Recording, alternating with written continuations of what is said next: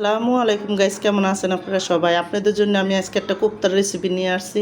প্রথম দেখুন এখানে কিমা করে নিছি আমি গরু মাংসটি। তারপরে এখানে বেশি করে পেঁয়াজ, কাঁচামরিচ, ধনিয়া পাতা, পুদিনা পাতা, 1 চামচ মরিচের, 1 চামচ ধনিয়ার গুঁড়া, 1 চামচ কালো গোলমরিচের গুঁড়া, 1 চামচ লাল মরিচের গুঁড়া, আর এখানে কটা পেঁয়াজ বেরেস্তা, তারপরে এখানে গরম মশলার গুঁড়া, তারপরে এখানে জিরার গুঁড়া, তারপরে আদা রসুন সব কিছু দিয়ে, তারপরে কিন্তু এখানে দেখুন স্বাদ মতো লবণ দিয়ে দিছি।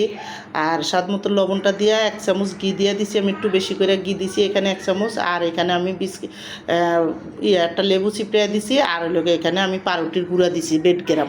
তো দিয়ে কিন্তু এখন আমি ভালো করে দেখুন এখানে হাতটা ধুয়ে ভালো করে আমি কিন্তু এটা একটু ডলমো। তো এখানে সব কিছু দেওয়ার পরে আমি একটু সয়া সস দিয়ে দিছি এখানে।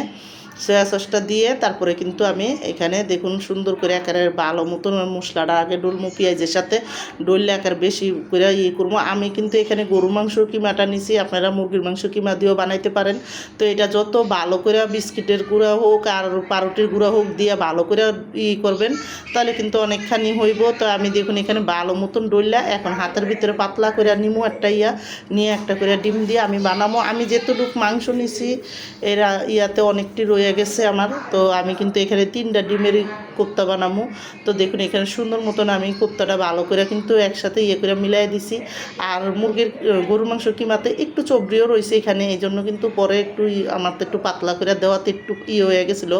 তো দেখুন এইভাবে করে আমি সবটি কিন্তু বানিয়ে নিচ্ছি। তো আমার এই কোপ্তার রেসিপিটা যাদের পছন্দ তারা লাইক সাবস্ক্রাইব দিন প্লিজ, আমার ভিডিওটা বেশি বেশি শেয়ার করে দিন আর সাবস্ক্রাইব করে দিন। আর এইভাবে একবার হলেও কোপ্তা বানায় রোজা রমজানের সময় খেয়ে দেখেন, অনেকই মজা লাগে এই কোপ্তাটা খাইতে, অনেক মজার একটা কোপ্তা। তো দেখুন এইভাবে করে কিন্তু আমি সবটি যখন বানানো হয়েছে এখানে আমি আটা নিছি, আর আটার মধ্যে একটু লবণ, একটু লাল মরিচ দিয়ে সুন্দর করে একটা ব্যাটার তৈরি করলাম। আপনারা ডিম দিয়েও করতে পারেন। তো আমি কিন্তু এখানে আটা দিয়েই করতেছি, আটা দিয়া করলে বিস্কিটের গুঁড়াটা বিলাইলে ভালো মতন ক্রিস্পি হয় এই জন্য।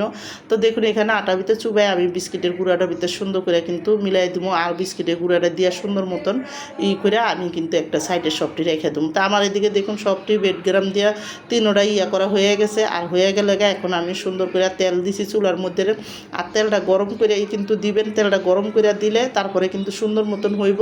আর তেলটা গরম করে দিয়ে তারপরে কিন্তু মিডিয়ামে আছে আমি ভালো করে বাজ্যা নিমু, উল্টায় ফুলটায় একটা ভালো করে বাজমু যাতে সুন্দর মতন ক্রিস্পি হয় আর সুন্দর করে হয় সব দিকে। তো আমি কিন্তু এদিকে সব দিকে সুন্দর করে দেখুন লাল লাল করে বাজ্যা নিছি। আর বাজ্যা আমি এখন ভালো করে তেলটা সাইকে উঠাবো। আমার কিন্তু একটু এক সাইডে পাতলা হয়ে গেছে, এই কারণে একটু দেখা গেছে। তো আমি কিন্তু দেখুন সুন্দর করে কালারটা যখন হয়ে গেছে তারপরে উঠাই দিছি, আর অনেক ভালো ক্রিস্পি হয়েছে আর অনেক সুন্দর একটা সফট হয়েছে। এখানে আমি দেখুন একটা কাটটা আপনাদের দেখাইতেছি, আমার কিন্তু কোপ্তাটা বানান শেষ আর আমি কিন্তু এখন রেখে দিই।